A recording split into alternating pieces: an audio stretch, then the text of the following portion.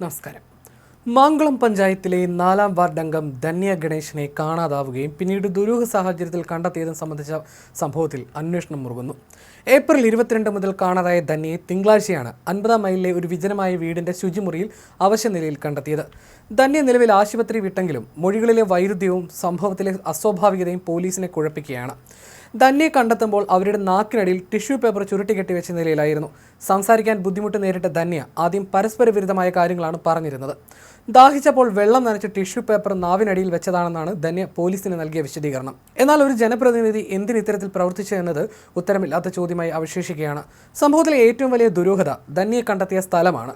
വർഷങ്ങൾക്ക് മുൻപ് കൊലപാതകം നടന്ന ലക്ഷ്മണൻ എന്നയാളുടെ ഈ ഒഴിഞ്ഞ വീട്ടിൽ ഞായറാഴ്ച പഞ്ചായത്ത് പ്രസിഡന്റും നാട്ടുകാരും പരിശോധന നടത്തിയിരുന്നു. അന്ന് അവിടെ ആരെയും കണ്ടിരുന്നില്ല. എന്നാൽ തൊട്ടടുത്ത ദിവസം ഇതേ വീട്ടിൽ ശുചിമുറിയിൽ ധന്യയെ കണ്ടെത്തിയത് എങ്ങനെയെന്നതിൽ നാട്ടുകാർക്കും പോലീസിനും സംശയമുണ്ട്. ആരെങ്കിലും ധന്യയെ പിന്നീട് അവിടെ എത്തിച്ചതാണോ എന്ന കാര്യവും പരിശോധിക്കുന്നുണ്ട്. കുടുംബക്കാരുടെ ഉപദ്രവം സഹിക്കവയ്യാതെയാണ് വീട് വിട്ടിറങ്ങിയതെന്നാണ് ധന്യ മൂന്നാർ പോലീസിന് നൽകിയ മൊഴി. ആദ്യത്തെ കുറച്ച് ദിവസങ്ങൾ സ്വന്തം സഹോദരിയുടെ വീട്ടിൽ കഴിഞ്ഞു. പകൽ സമയങ്ങളിൽ സമീപത്തുള്ള വനത്തിലേക്ക് പോകും. രാത്രിയിൽ ഷെഡുകളിൽ വന്ന് കിടക്കും. 2 ദിവസം വനത്തിനുള്ളിൽ മാത്രം താമസിച്ചു. തിങ്കളാഴ്ച രാവിലെ 50-ാം മൈലിലെ വീട്ടിലെത്തിയപ്പോൾ കുഴഞ്ഞു വീഴുകയായിരുന്നു.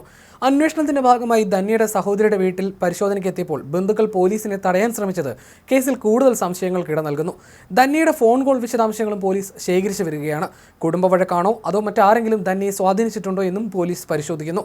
അടിമാലി താലൂക്ക് ആശുപത്രിയിൽ ചികിത്സയിലായിരുന്ന ധന്യയെ ഡിസ്ചാർജ് ചെയ്ത ശേഷം ദേവികുളം ജുഡീഷ്യൽ മജിസ്ട്രേറ്റ് മുൻപിൽ ഹാജരാക്കി.